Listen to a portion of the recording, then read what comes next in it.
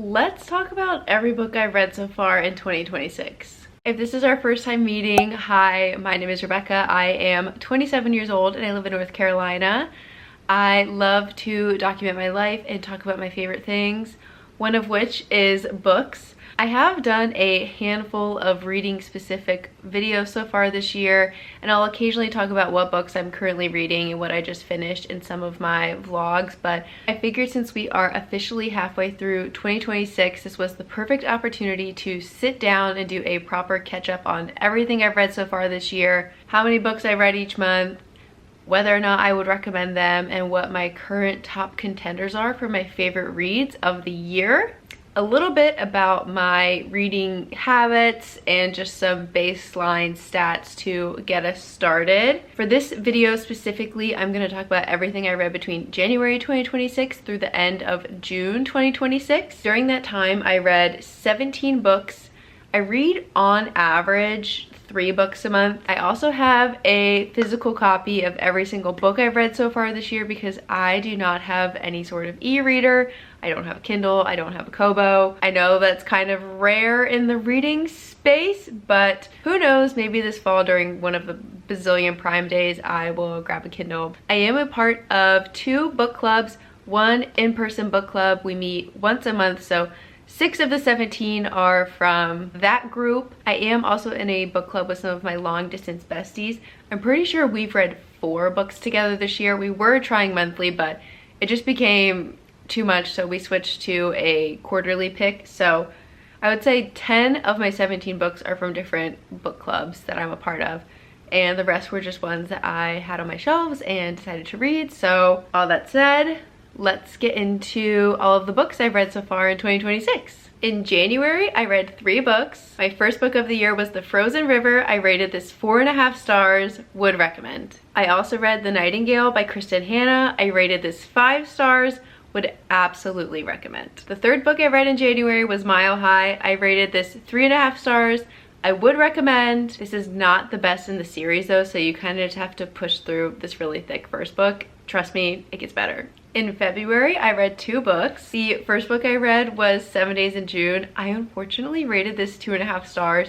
It just was not what I was expecting. However, this was a book club book and the ratings were really all over the scale. So if you read the back and you seem interested in it, check it out. Just a warning though, it is very trauma heavy. The second book I read in February was First Time Caller. I rated this 5 stars, would absolutely recommend. In March, I read 2 books. The first one I read was Project Hail Mary. I rated this 4.5 stars, would definitely recommend. This was really good. The second book I read was The Girls Before. I rated this 3 stars. I don't think I would recommend. There's probably better thrillers out there. I don't know. It was just okay. In April, I read 4 books, apparently a lot with sprayed edges. The first book I read was The Right Move. I rated this 4.5 stars, would definitely recommend. The second book I read was The Correspondent. I rated this 4.75 stars, would recommend. The third book I read was Caught Up. I rated this 4.75 stars, would recommend. The fourth book I read was Just Friends. I rated this 2.75 stars.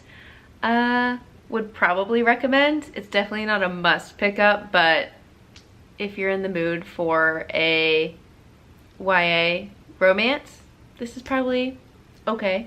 In May, I read 3 books. The first one I read was Wild Dark Shore. I rated this 2.5 stars. I really don't understand the hype for this book. Would maybe recommend. The second book I read in May was Sounds Like Love. I rated this 4.5 stars. I would recommend. The third book I read in May was Say You'll Remember Me. I rated this 4.5 stars. Would recommend, but this one is kind of emotionally heavy as well, so just a heads up. Lastly, in June, I read 3 books. The first book I read in June was Into the Blue. I rated this 4.75 stars. Would absolutely recommend. The second book I read was I, Medusa. I rated this 3.5 stars. I would maybe recommend. It wasn't super memorable, but it was also, you know, pretty okay. And the third book I read in June was Phoebe Berman's Gonna Lose It. I rated this 4.5 stars. I would recommend. It was really funny and really sweet. That was all 17 books that I read between the beginning of January 2026 through the end of June 2026. We obviously still have another 6 months left of the year, so lots of time to find new 5 stars and favorite reads, but if I had to pick my top 3 favorites so far, I think this is what they would be. The first is The Nightingale by Kristen Hanna. This is only my second Kristen Hanna book I've ever read. The first one was Firefly Lane. Absolutely sobbed my eyes out. I did cry reading this one as well. Kristen Hanna just has such a gift. The stories that she tells are just so painfully beautiful.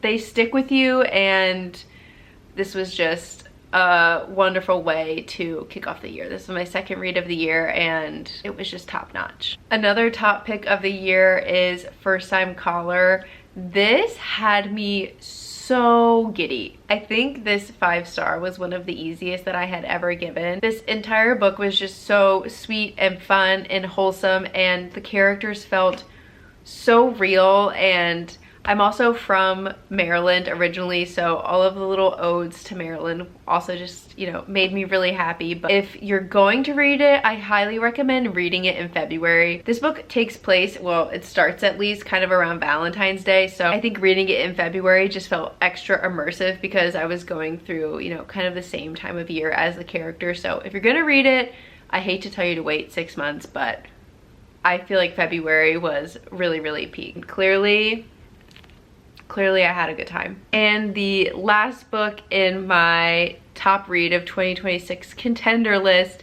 is Into the Blue. This book really caught me by surprise.